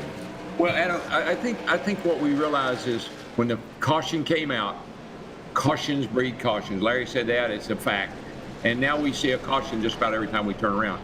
That could play into your, that could be a part of your strategy. So, we're getting in that window where you got to make up your mind what you're going to do here. But these cautions are certainly part of your strategy and how you're going to play it. Well, this may have not been part of Preston Pardus' strategy. We're just getting a report that he had some damage on that 90 truck. That's one of the reasons he did come to pit road. So, Larry, him taking on tires here, does that mean he's out? Has he used all 4 sets? Is that right? Or would he still have 1 set left? Well, based on the time that he spent on pit road, I think he still has a set left because he was only there for 5.4 seconds. If you do 4 tires, your pit stop is somewhere in the 14-second bracket. So he may have just fixed the damage and saved that set of tires, Adam. Okay, so he's lost the track position, and he's another guy that you've got to watch here because, now he's back in traffic. And we've seen how good that truck is and when it's up front. Darrell, you know as well as I do, clean air is king. And a guy that looks like a hero up in the top 5 might not look so good when you compromise his track position. Well, and what's going to happen, Adam, is I always like to say desperate people do desperate things. And with about 20 to go, if you're not in contact with that leader and you're one of the championship contenders, you're going to start doing things that are a little bit, you're going to throw caution to the wind. And so we're going to have to wait and see how this plays out. But this could get really interesting. Closing on 30 remaining. Let's go one more time to James Pike. Thank you, Adam. A reminder that tonight's broadcast is brought to you by McConey Setup Shop, the home for iRacing setups and the official setup shop of Richmond Raceway Esports. From asphalt to dirt, McConey Setup Shop's team of professional setup builders has it all. It's simple. You can't beat the best, so don't settle for the rest. For more information, visit McConeySetupShop.com and grab all the setups you need. And also of note, Davidson and Ruben Garcia are still out on the old tires, and maybe most importantly, guys, Anthony Alfredo is finally back on the lead lap, but as at least 2 gentlemen in this booth know, catching the leader is one thing, but passing him is another. Yeah, if he wins this championship, he deserves it, Darrell. Oh, he does. But when you put 4 of those Mr. Feel-Goods on that truck and the other guy doesn't get them, look out, because you're going to go somewhere. All right, over 30 laps to go. And lately, we've had a handful of cautions. Will we stay green? And they can go the distance from here. Everybody has a set of tires. We'll see how it plays out. Carruth leading Rogers on the restart. Yeah, Rogers is really our only championship 4 contender that's inside the top 10. The next one is Nick DeGroot back there in the 12th spot in that 89 truck. Yeah, and Adam, when you get all these trucks together like this, there's so much air that comes off the trucks. These things punch a huge hole in the air that your truck doesn't react the same as it did when you're running all by yourself. So that's why we see these cautions kind of happen the way they do, because all of a sudden the thing jumps into the truck beside of you or it jumps sideways, and there's just not a whole lot you can do about it. On board with Anthony Alfredo, who had those problems early in the night. as James Pike reported, is now back on the lead lap and driving through the field here, getting around the slower vehicle of Brett Baldwick. Brett, of course, working as reporter at Fox 46 in Charlotte. Pardus is 16th after pitting for the damage, and DeGroot has worked his way to the top 10. And since that last restart where he was 18th, Darrell, he's picking them off one at a time. We have to monitor the progress of the 89. He is the champion until somebody takes it away from him, and I think you hit the nail on the head. He is running a great race tonight. Yeah, I think so. I would put that thing up on the wall because everybody's fighting for the bottom right now. And I'd get up there and I'd ride that wall, and I think I could get by a bunch of these guys and find my way in the lead here before too long. Yeah, I think that 89 truck is finally rearing its head because his last lap was a 31.09, and the lap before that was a 30.90, which is about a tenth quicker than the leaders. You got to be in it to win it. And he understands that, and we've seen it so many times before, and now up to ninth. He's a second and a half behind the race leader. Unfortunately for him, he's 8 spots, now 7 spots behind Will Rogers, who he's racing for this championship. Rogers is second right now.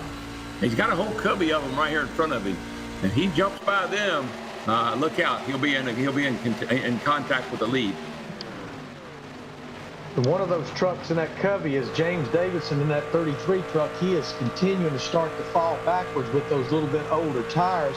One thing that I think that has hurt James is, the number of laps on his tires, but also we call cycles. Every time those tires heat up and cool down, that just hurts him even more. Yeah. Hey, I will say, though, I think Davidson has done a pretty good job of hanging up there. I thought he would drop like a rock. He's maintained in the top 10, and eventually the wear is going to sit on those guys, on the tires of those guys that pitted, Darrell, and he might be in a decent spot here as things cycle through. No, I don't know, Adam. I think the rock's going to get heavier and heavier. I think he'll start to sink before too long, unfortunately for him. Larry, we got to give a little love to Preston Pardus. I mean, I said it to Darrell before the restart. When you lose track position, it makes it very difficult in the dirty air. Evidently, they did a great job repairing the damage because he's worked from outside the top 20 to 12th right now and not too far behind DeGroot. He's laying down some pretty good lap times here to keep himself in the game.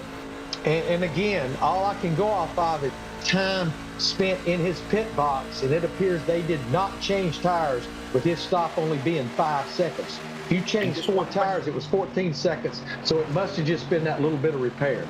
Yeah, and just watch that tack, because if that tack stays up around 7,000, he's not backing off that throttle much in the corner, and that's how you make some speed around here. If you can keep that RPM up, you're going to be better than the other guys. 29 laps to go. Raj Carruth leading David Schildhouse, and those two have spent a lot of time at the front tonight. The best when it comes to the championship for third place overall, Will Rogers.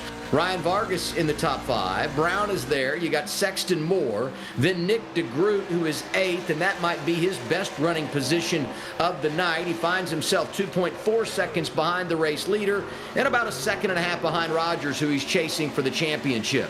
James Davidson is in the top 10, so is Max Kinnon, and right behind them, Preston Pardus, another of our championship contenders. So he's closing on DeGroot, who is 8th, and they are 2nd and 3rd right now when it comes to running for this title. And we continue to see that Anthony Alfredo is on the move. He's in the top 20. At one time, 13 laps down in this race because of server problems. He's gotten it all back. 18th and looking for more. This is just an amazing ride for Alfredo, who, of course, is a Cup rookie in NASCAR, driving for Front Row Motorsports. Yeah, he felt like this oval actually would be a bit of an advantage for him because of the experience he has in the Cup car, and he may very well be right. But Adam, remember, we're not really worried about the leader. We're not worried about the guy running second. Right now, if you're DeGroot, you're worried about the guy running third, Rogers. If you're Pardus, you're worried about the guy running third, Rogers. That's the guy you're pursuing. Yeah, the last couple of laps, Will Rogers ran a 32 mid-teen, and that's about the same lap times that Nick DeGroot is sitting back there in 8th place. So their lap times right now are kind of mirroring each other. Yeah, if DeGroot's got anything, he needs to use it. I mean, this is no time to save tires or hold back. You got to go now. It's time to go. 25 laps remaining, and we're on the verge of giving away a championship. So we remind you of this. The winner of the Season 2 Monday Night Racing Championship will also win a Mini-Max egg package courtesy of Big Green Egg. Big Green Egg is the world's largest producer and international distributor of the highest quality ceramic Kamado-style charcoal grill. Big Green Egg has spent over 40 years mastering the recipe for the best, most versatile, fuel-efficient, and easy-to-use Kamado-style grill across the globe. The egg offers more cooking options than all other conventional cookers combined. With an egg, there is simply no need for a separate grill, smoker, pizza oven, or rotisserie device. The egg does all of this and more to perfection. For more information, visit their website at biggreenegg.com. And a special thanks to Big Green Egg, who has been supporting Monday Night Racing all season long. And Larry, remind me, where do you hide Linda's Christmas gifts? Right in the oven, baby. She'll never find them. Well, maybe you should get her a Big Green Egg. You know, you need to get her a Big Green Egg. It does everything. I have an egg. I have a Big Green Egg. It's great for ribs and roast and steaks. You can't beat them. All right, we're down to 23 to go. Updating things here, and you can see it in our pylon. Carruth leading Schildhaus. Rogers is almost a second behind in third. He's the best of the championship four. DeGroot continues in eighth. He's second in our title lineup. Pardus has stayed in 12th. And then you've got Anthony Alfredo, who has worked his way into the top 15. He's 5.5 seconds off the lead and just over 4 seconds behind Rogers, who's third overall and leading when it comes to those going for the championship here tonight. Yeah, Adam, I tell you, I feel really good about Rogers. He's running a great race. He's in a great spot. I thought I thought he might be saving a little something. I don't believe he's got anything for Rogers. Rogers brings it home where he is. He wins the championship. And Adam, even though we had some mixed strategy on those two back-to-back cautions, and I look at the top 9 drivers, they all are on the same number of laps on their tires, so there's no advantage up there inside the top 9. You know, Larry, I know these guys put new tires on. It seemed to help them a little bit, but I didn't see the big advantage that I thought I'd see with guys have a few laps on their tires versus brand new tires. It didn't really seem to make that much difference. No, it really wasn't, you know, but again, we only ran about 5 laps between the first 2 cautions, and then we really only ran 1 lap between caution 2 and caution 3 before it came back out again. Yeah. Hey, Larry, I'll give you some time to do the math if you need it, but as you look at that first run of the night where they made a cycle of green flag pit stops versus where they last pitted to the checkered flag, how long will this run be if we stay green compared to what they did earlier in the night? And could that be any kind of an indicator that we might anticipate some kind of a tire problem prior to the checkered flag? Well, everybody made their green flag pit stop, Adam, around lap 40 to 43. And then so that was a, you know, a fairly long run right there. That was a full fuel run. And then of course lap 62 is when the caution came out.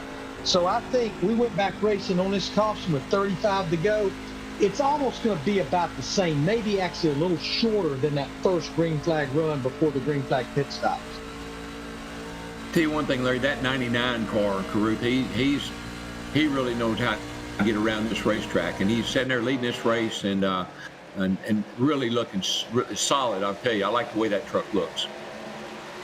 Well, I like Raj Carruth, and he made a real splash when we were with these guys the last time in a regular season finale at the Homestead Miami Speedway. And, you know, it's a 1.5 miles. Atlanta's a 1.5 miles. They're both worn out. Tires are everything. And so I guess from that perspective, we shouldn't be surprised that Carruth is doing what he's doing. You know, Schildhaus has been great tonight, too. And he led a bunch of laps and was out front after that cycle of green flag pit stops early in the race. So we got to give a lot of credit to the driver out of Scottsdale, Arizona.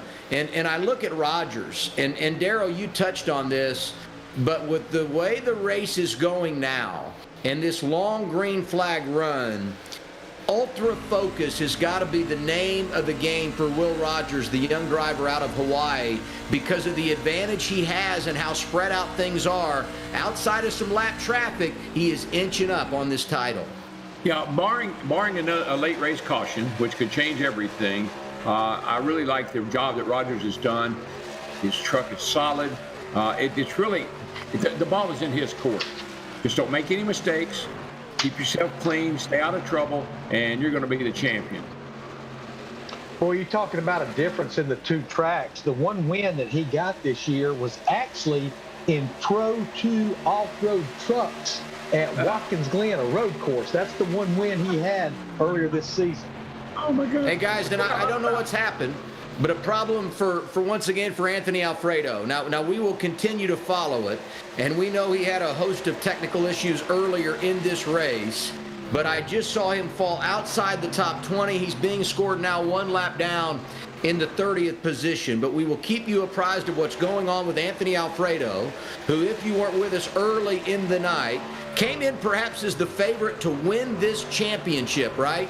And unfortunately for him, he was unable to hop on. He eventually got in the race, made up a bunch of laps, was working his way through the field, was up, knocking on the door of the top 15, and now apparently has had another problem. So for now, with 14 laps to go, it appears to be a three-man race for the championship. Rogers is third. DeGroot is seventh. Pardus is 11th, and they've been running in those positions really for the last 10 or 12 laps, and Raj Carruth continues to lead. Yeah, I think there's two drivers that does not want to see a caution. One, the leader of our race, Raj Carruth, in that 6 truck, and then obviously Will Rogers in the 55 truck here with 13 to go. Yeah. And we're hearing now that Ron Capps and James Davidson might be having a bit of a disagreement. Davidson, as we know, played strategy, stayed out. He's now fallen outside the top 10 and had some problems. They're teammates. So, hopefully they get everything ironed out there. I love Ron Capps. He's a great guy. Man, when it comes to NHRA and funny cars, he's hard to beat. But this is a whole different game right here. And I correct myself. I was talking about teammates there. Raj and Rogers are the teammates here, and I guess we shouldn't be surprised by that because, Carruth and Will really have been outstanding all night long. If you, I don't have the stat of what their average running position is, but Larry, the 6 and the 55 have spent a good portion of the night, especially the last half of this race, inside the top 5 or top 3. Yeah, I mean, Will Rogers in that 55 truck, he's pretty much, that's about where he's been all night long. Now, Raj Carruth, I think through that green flag cycle of pit stops, that's where he kind of reared his head and really came to life. But, yeah, they both did near the front the majority of this race as we're closing in on 10 to go. I kept waiting for DeGroot back here to make a big charge. Apparently, he doesn't have anything left to charge with because he just got to get up to 4th, get up to Rogers, but he just doesn't seem to be able to get it done right now. Going to come up a little short, looks like. 10 to go. We got a couple of new names that's appearing right there inside the top 5. You've got Brandon Brown in that 12 truck. Of course, he's a motorsports social media expert. And then back there in 6th, Gary Sexton in that 13 truck. He's a podium esports graphic designer. So, to your point earlier, all types of walks of folks from motorsports in this race today. Yep. And my hat's off to him, Larry, because like I told you, I tried to do this. I wasn't very good at it. So, my hat's off to him. Hey, let me ask you this, Daryl. I want to go back to what you talked about. You were selling Nick DeGroot, and he's running the perfect race, and he knows what it takes to finish. And then we went through a period where we were a little concerned because he kind of stabilized there in the 7th position. You felt like maybe he wasn't going to be able to get there. But I look at lap times now. Rogers has fallen back to 4th behind Vargas. There's only a couple of trucks that separate these two drivers, Rogers and DeGroot, who are 1-2 now for the championship. And DeGroot is actually putting up some better lap times, long run speed. DeGroot is knocking on the door of a 2nd consecutive championship. What do you see here? Well, two things. DeGroot he's got the hammer down, and he's going after Rogers. And Rogers better be looking in that mirror and realize that, hey, the guy that I'm racing for a championship is eating my lunch right now, and if I got anything left, I better pick it up. But I it would be a shock to me to see DeGroot get up there and pass Rogers. I just didn't think he could do it, but he might surprise me. Yeah, that last lap, actually, Will Rogers was about a half of a tenth quicker than DeGroot, but the 2 or 3 laps prior to that, DeGroot was definitely quicker. Yeah. The difference right now, about 1.3 seconds between Rogers and DeGroot. The 2 drivers in between them, Brown and Sexton, and they're all chasing up front. The driver you see here is Ryan Vargas, just in front of him, Schildhaus, and of course, Carruth continues to lead. Carruth about 2.5 seconds in front of the second place truck, and we'll see 5 to go this time around as Carruth tries to hang on for the win. Hey, Larry, what's the trend say? Are we going to have a caution with 5 to go? I just don't have trends on this yet. We got to do more races, but you got to have a number of races before you have a trend. Trends.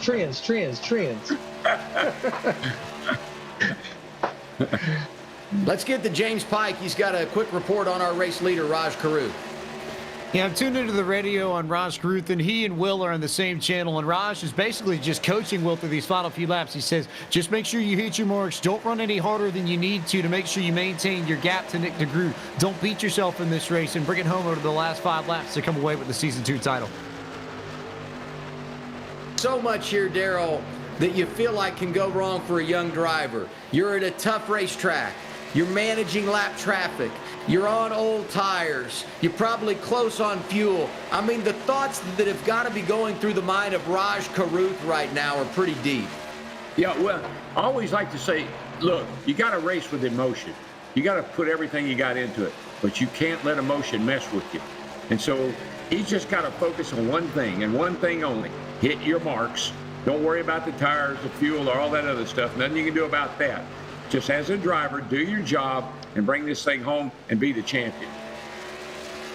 As you can see by the interval there on the scoring pylon between DeGroot and Rogers, it's just not changing. Their lap times have almost mirrored each other the last 2 or 3 laps. So you look at Carruth, in second place now is Ryan Vargas, who's gotten around Schildhaus. And Rogers continues in fourth. And what a night it would be for teammates if Carruth is able to win the race and Rogers brings home the championship. It would be an unbelievable celebration, and we are down now to 2 laps to go in the championship race here at Atlanta Motor Speedway. Space Station Gaming and their drivers do an incredible job in this race. Yeah, I was really surprised that I thought we'd have more cautions in the latter part of this race. These drivers have done an incredible job of maintaining control of their trucks, and we're not going to have a caution and the white flags in the air. 1 lap to go. Can Raj Carruth finish it off? And more importantly, will Will Rogers win this championship? Rogers is up to 3rd and closing in on Ryan Vargas. He doesn't need to pass him. He just needs to stay in front of Nick DeGroot, who right now is in 7th and 4 seconds behind. It's the last lap, Season 2 of Monday Night Racing, and the winner at the virtual Atlanta Motor Speedway is going to be Raj Carruth. Congratulations to him on the win, and back behind him, spinning across the start-finish line and claiming the championship, is Will Rogers. What a way to get it done. Will is your champion in Season 2 of Monday Night Racing. I think that was a little bit of showboating right there. I don't know what the heck happened there, Larry. I got to take a look at that. Surely he didn't just spin it across the start-finish line for the heck of it. Maybe he did. There's the celebration. How about that, Darrell? Oh, no, that's pretty. Something you don't see every day. Amazing. Hey, Larry, what they say about rookies, and they don't know what they don't know, so he didn't know. Don't know what you don't know. Hey, but I will say this. The hands don't lie right there. These are 2 young drivers that likely we're going to hear a lot from racing on a regular basis in stock cars, ARCA, NASCAR, and so on. And to see them go out tonight and do what they did as teammates, and Raj Carruth winning, and Will Rogers getting this championship, it speaks to the youth movement and how much talent there is out there, not just virtually, but across the board in motorsports. Well, look, as an owner, I'm proud of you for winning that championship, but did you have to tear up my truck? I mean, I got to go home and fix the darn thing. All you got to do is hit the reset button, DW. Oh, that's right. I forgot about that. Hey, they're celebrating, and Ryan Vargas has joined them. He finished up there on the podium as well. Great show. Look at them. They're going everywhere through the grass. Everybody's having a big old time. Hey, Ryan Vargas has been celebrating with everybody this year. He's teammates, or rather, he's a roommate with Myatt Snyder, who got his first career Xfinity win down at the Homestead Miami Speedway. So here are our results from tonight's Tufco 125 at Atlanta. Raj Carruth gets the win. Ryan Vargas, who works with both Rogers and Carruth, finishes second. That's why you see the celebration going on like what we've been seeing here in a moment.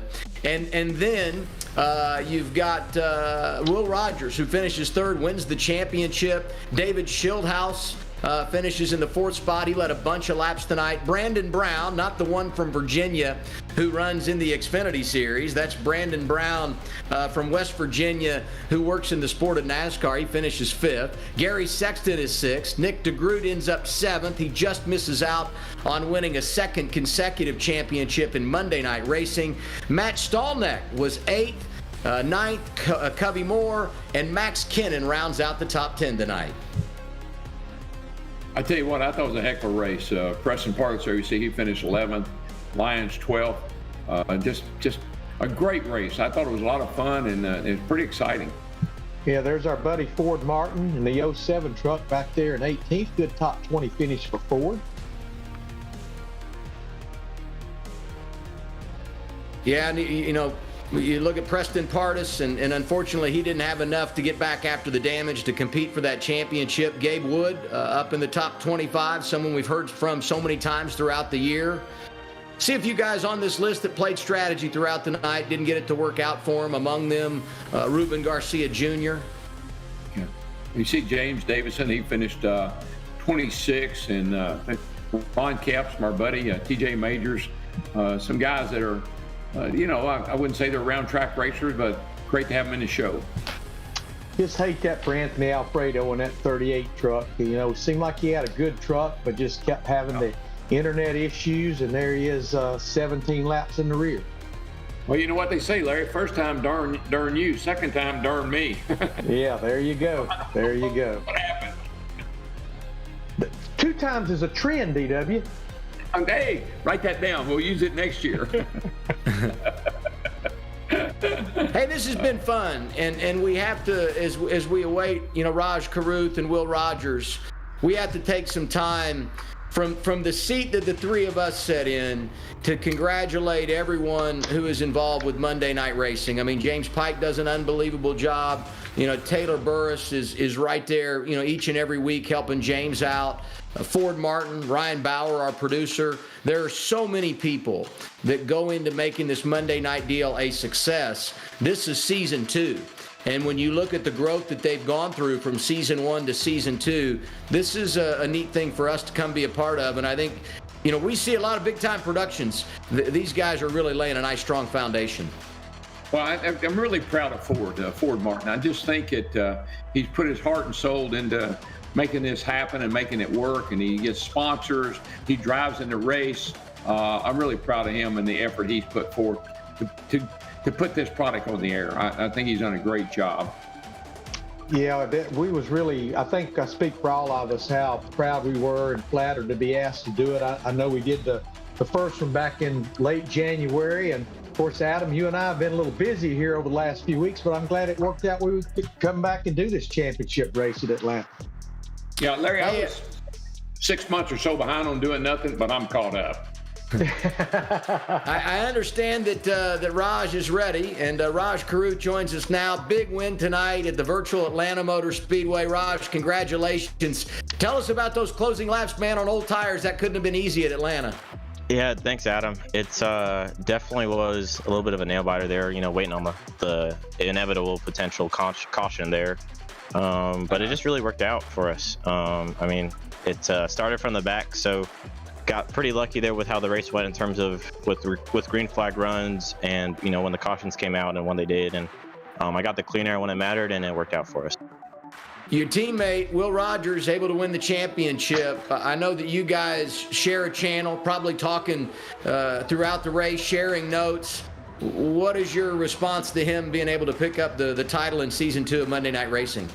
Yeah, that was definitely some great TV time for Space Station Gaming. I mean, they're pretty young in the esports space in NASCAR, not esports in general with Rocket League and whatnot. But I mean, to help out Will, we were in Discord together the whole race, and I was telling him what I was doing, and he was doing his stuff accordingly, and so it worked out for us. Give us an update on your career away from the virtual world, because I know that you've been working hard to put things together and continue your growth there. What's the next step for you behind the wheel of a real race car? Definitely. So we'll have our next ARCA East race in the Nashville Fairgrounds. I'm really excited for that place, and then Dover the week after. I know, DW. And Dover is one of my home tracks. I grew up going to races there, so to be there in an ARCA car is going to be pretty surreal. But I mean, besides that, I mean, we've got some late model stuff planned for the next couple months with like Tri-County, Hickory, etc. So just going to keep working with that, and also got school going. So it's got a little bit of stuff on my plate here. Well, man, you're doing a great job, and it's been fun. I know we almost got to call in for you at the Homestead Miami Speedway when we were with Monday Night Racing a couple of months ago. Glad you finished the job tonight. Congratulations to you. Will Rogers, who wins the championship. I know Ryan Vargas hangs out with you guys and does some things, and he was right there as well. So it was a fun night for the team, and congratulations to you on the big win. Thanks, Adam. Yep. Raj Carruth, your winner of the Tufco 125 tonight at the Atlanta Motor Speedway. Neat young man, and he's got a lot on his plate right now. And Daryl, you're jealous because he gets to race at the fairgrounds coming up real soon. I may have to go down there and help him.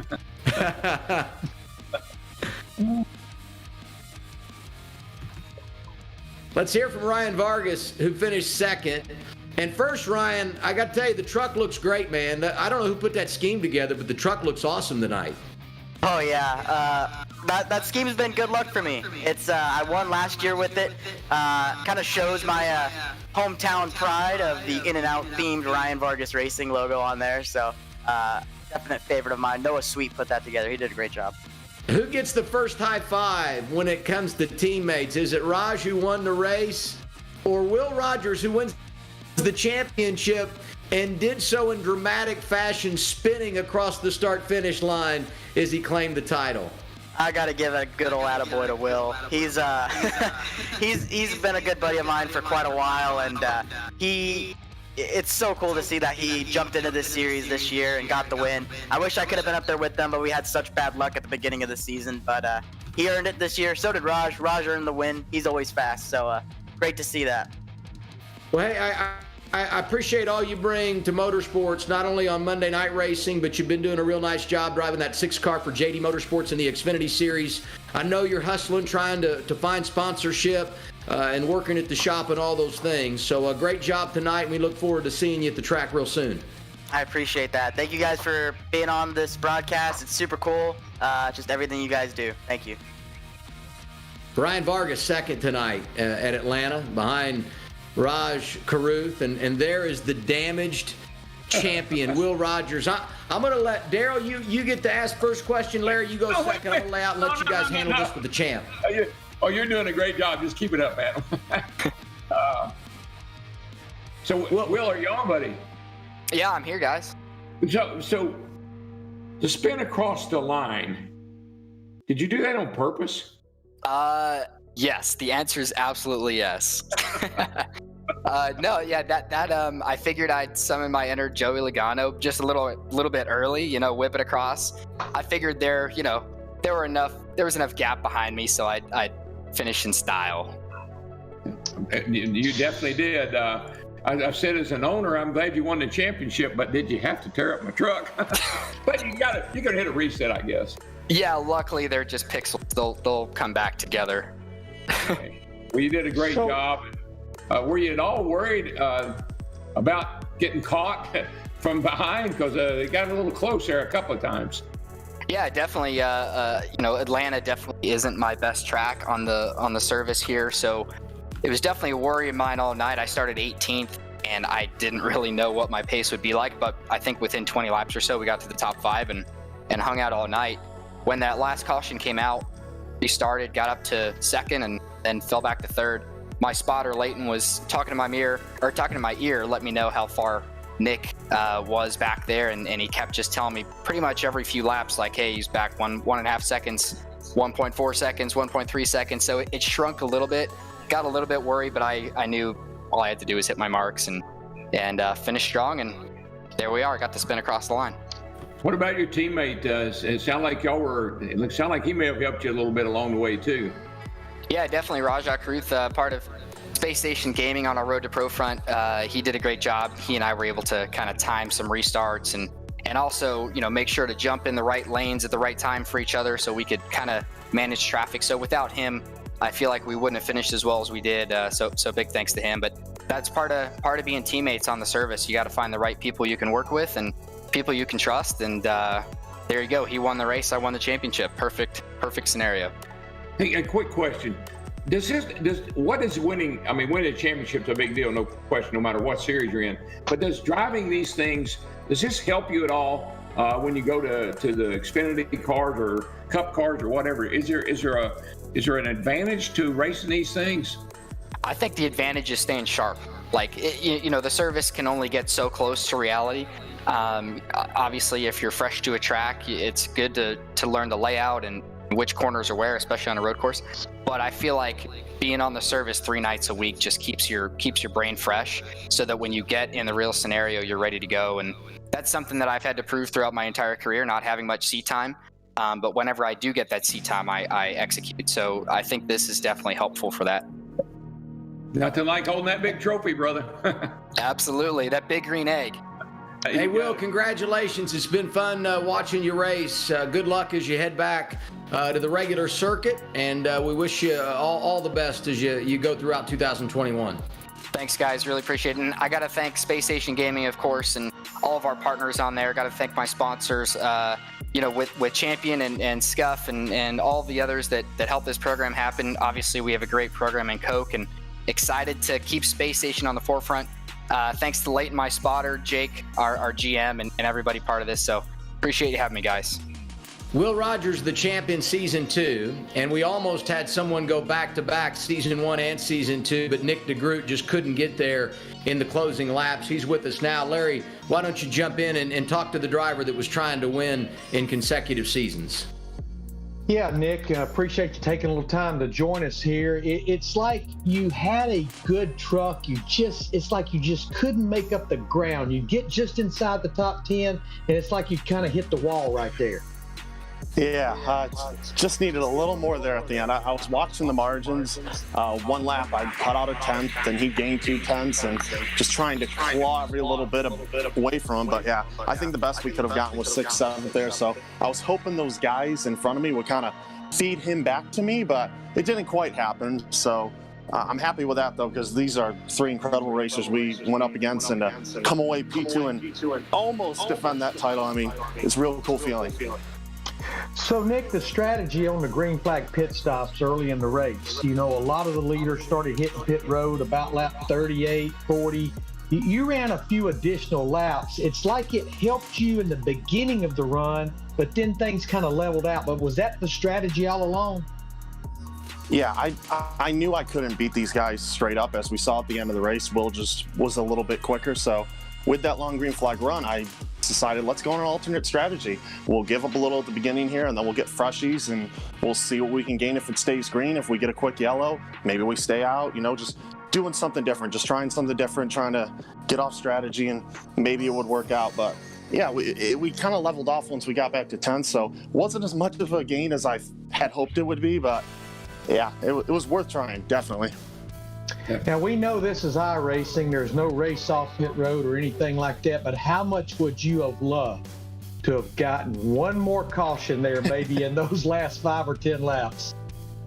Yeah, being up there in 7th with him just a couple rows ahead, I think that could have been quite the show for everybody to watch, first of all. And yeah, I was strong on the short one, so I really was hoping that I'd get one last shot at him, but on the flip side of that, you don't know. Anything can happen on a restart. You can end up getting wrecked and finish 20th and be 4th in points. So I'm just happy we had a chance at the end. We had a shot at him. I could see him right up the road. I could almost go up and touch him, but it is what it is. Just happy I got back motorsports on the big screen and chance at the championship again. But I passed the crown off to Will. It's his now. Well, Nick, we love reading your stuff at motorsport.com. And we really enjoy watching you do the sim racing thing. It's been an unbelievable 2 years. Champion last year, 8 career wins. You had 2 wins this season, back to the championship 4.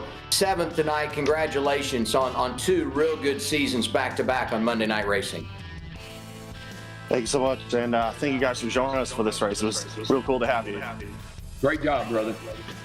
Daryl, Larry, your final thoughts on what we saw tonight, and I don't know, are we going to talk to Preston here? I haven't heard. Okay, we do have Preston Pardus, I understand. So let's go with Preston Pardus. Preston, you finished 3rd in the championship, and you were right there around 10th as you tried to close the deal at the end. Take us through when you had to make the pit stop for damage, because at that time, you were 2nd behind Will Rogers when it came to the championship 4. Yeah, no, it was a tough deal. Like you said, when we came down for that damage, I think it was like 40 laps left. I knew it was going to be rather a tough deal to come through the field, especially on older tires. We didn't want to really take tires there because they got that tire limit. So we stayed on the same set, and I don't know, we just couldn't make it happen. It's so hard with the dirty air, and the field here is so good. All these guys, Will, Nick, Anthony, just had a lot of pace, so it was difficult, but luckily we came back to 10th there. How would you describe your season? Because the competition is deep, and it's not easy to make it to the championship 4. Very competitive, going right down to the wire, not only throughout the regular season to get into the playoffs, but once we got into the postseason and trying to make it to this race in Atlanta. So many ebbs and flows. So how would you describe what's happened here in season 2 for you? Oh, it's crazy. The league that Ford put together is something else. The guys that he's put in it, Will Power, James Davidson, Kyle Busch, I mean, those are household names. So it's cool for guys like us to come in and get a chance to race with them. It makes you kind of a race fan again in that retrospect, but it's cool too because they did awesome car combos that you normally wouldn't think of, like street stocks at Rockingham and Xfinity cars on the oval. So it's cool. You just got to make sure you put consistent runs together. Like I said, there's so many different guys in different fields of racing. So you just have to make sure you're good at all disciplines. Hey, great job tonight. Didn't work out for you, but a heck of a season 2. We enjoy watching you race on Monday evenings on iRacing, and we also love watching you drive that 90 car from Mario Gosselin in the NASCAR Xfinity Series. We'll catch up with you again soon. Congratulations on a great year. Awesome. I appreciate it, Adam, and thank you guys for doing the broadcast tonight. It's pretty awesome hearing you guys call the race. Yes, sir. We had a lot of fun, and I think we're also going to get a chance to visit with Anthony Alfredo. And Anthony, I had some problems getting on the air tonight, and I said as I came on the air and I found out about your misfortune, it was not a good night for the Double A's technically. My problems impacted my life a lot less than yours impacted the race tonight. You almost came back, man. I'm sorry for all the problems you had. Can you take us through the emotions of the evening for you? Yeah, well, it's, as you can imagine, just extremely disappointing. The good thing, as you guys know, is you don't have to worry about stuff like that in real life. But I'm just thankful for Race Control trying to get me back on the lead lap when I did get back in. So what really happened was my computer just randomly shut down, and it's crazy because I've never had issues all year long. And then, of course, when I'm racing for a championship, it decides to do that. And we had 2.5 tenths on the field there on the long run. I was kind of mega saving in the beginning because that seems to always be the trick here on iRacing to be fast in the long run. And I was really confident that we could win the race, and if not, definitely win the championship tonight just based on the speed of the other guys. But I'm happy for Will and the rest of them. They had a good race themselves there at the end. I wish we could have been a part of it. And then that final time it shut down with 20 to go. I was needing a caution anyways at that point, but at that point I just had given up. Because there was going to be no chance. I'd always lose at least 5 laps by the time I got everything turned back on and got back in the session. So it's I'm pretty gutted. It's always frustrating when you know, I've got more important things, if you want to say that. Of course, I'm fortunate enough to race in real life, so I'm blessed to do that. I can't be too mad, but at the same time, when you put a lot of time into something, it's always frustrating when it doesn't go your way. But I'm thankful for all the partners I've had on my virtual race cars this year, and everyone who's helped me a lot, and of course you guys being a part of this, and Ford Martin and Podium Esports. It's really cool what we've been able to do, and I'm looking forward to the future. And we've got the Pro Invitational Series starting up on Wednesday, so hopefully I can get my issues fixed for that, and it'll be pretty fun. All right, well, we appreciate it. Now I'm going to go to James Pike. Yeah, because Anthony, a tough break tonight, obviously, but we can start looking towards the future of both Monday Night Racing and the Esports Racing League, which a lot of people have seen with Podium Esports over the past year. And you've got an announcement about the ERL for Season 3 that I think is going to perk the ears of a lot of people watching tonight.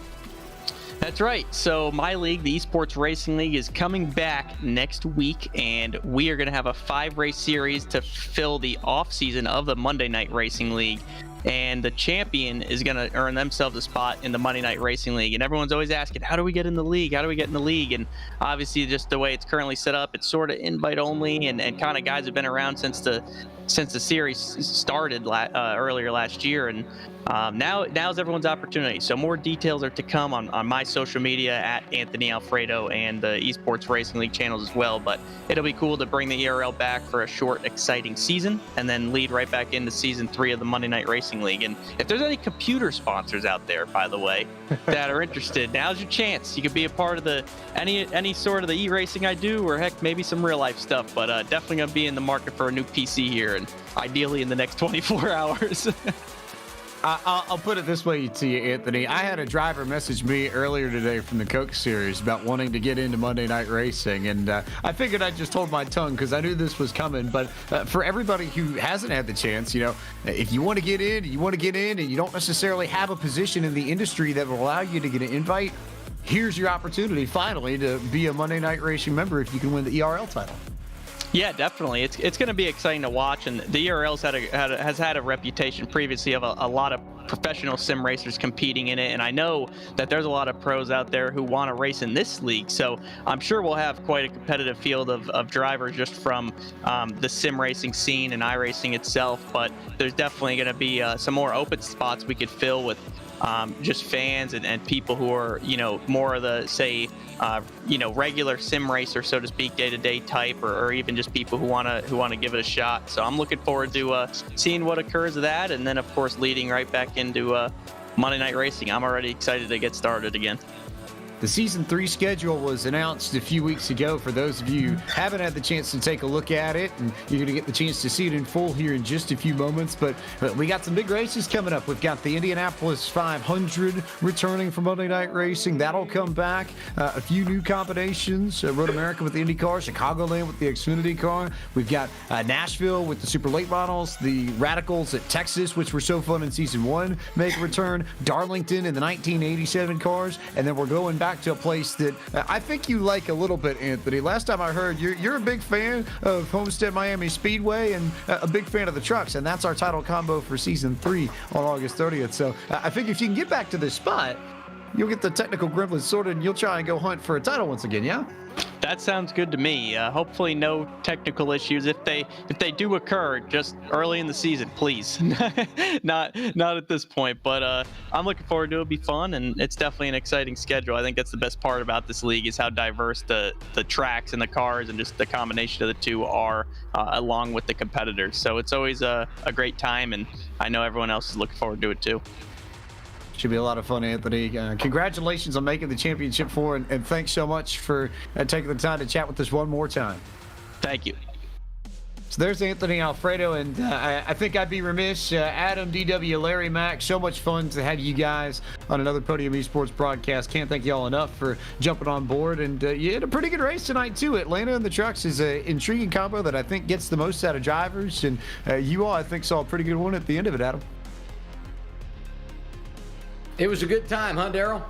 Oh, yeah, I enjoyed it. And, one thing, there's a lot of differences, between iRacing and the real world, the real cars. But, one thing they all have in common, got to have them sponsors, baby. Got to have them sponsors. And you heard all the guys thanking their sponsors and looking for sponsors to make this series grow even more. So fun to be here. Enjoyed the heck out of it and look forward to doing it again.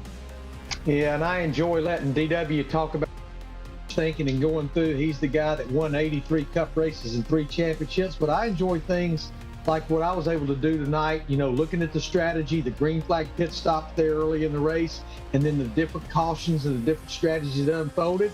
And of course, the what if situation, if we did get that late race caution, which we ended up not getting it, but congratulations, Raj Carruth, to get this win tonight. And of course, to Will Rogers to win season 2, the championship here. Big night for both those drivers. Well, I have to admit, if someone had told me 10, 15 years ago, you'll be sitting in your home office calling a championship race with a Hall of Famer and Darrell Waltrip and America's crew chief Larry McReynolds, I would have said you've lost your mind. But here we are, guys, and it was another fun night. Always good to be with the two of you. Appreciate what you put in. And you two are both a class act and wonderful broadcasters, wonderful friends. We got to say a special thanks to everybody at Monday Night Racing. James Pike, who's outstanding and his incredible knowledge of all the drivers. Taylor Burris, who's good on camera and behind the scenes. Ford Martin, who puts this whole thing together and invited us to be a part of the broadcast. And our producer is Ryan Bauer. With Larry McReynolds and Darrell Waltrip, I'm Adam Alexander, congratulating Raj Carruth on a big win at the Atlanta Motor Speedway and his teammate Will Rogers, who is the champion in Season 2 of Monday Night Racing. I'm Adam Alexander. We hope you enjoyed it. We'll see you next time.